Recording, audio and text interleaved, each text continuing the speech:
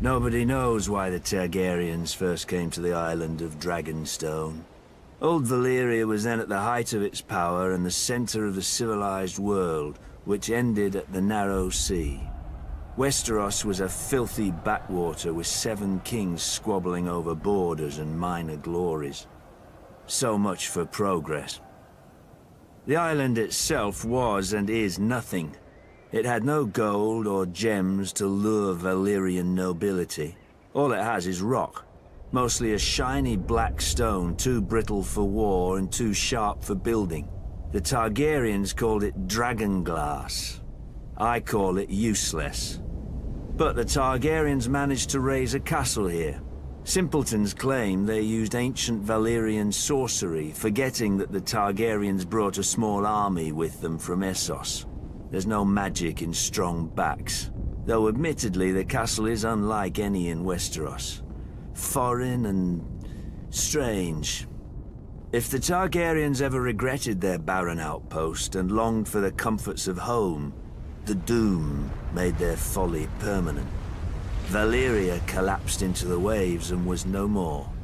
To look east was to see the ruin of their homeland, the greatest civilization before or since.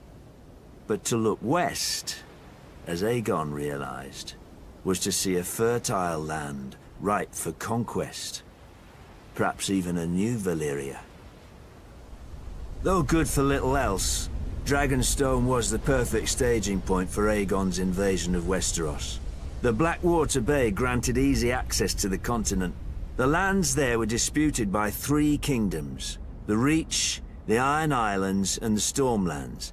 But their capitals were far enough away that none could mount a force before Aegon got a foothold, even if their kings had been able to stop bickering over whose problem he was.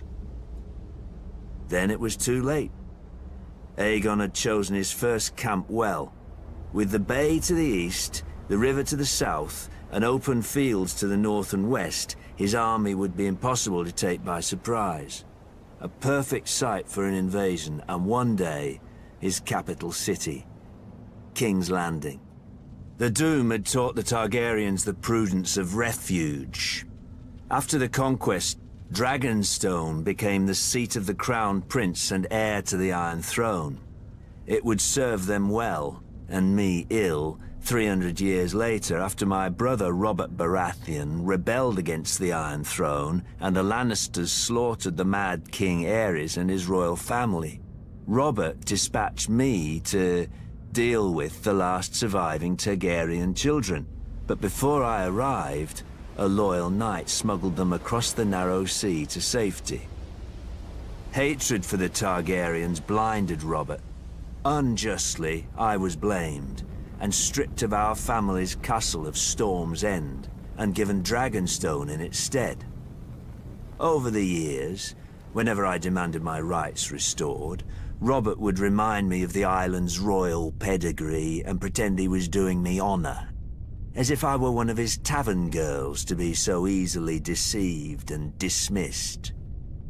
But Robert is dead, and I, Stannis Baratheon, am the rightful king of Westeros. Let the usurpers and traitors sit on the Iron Throne.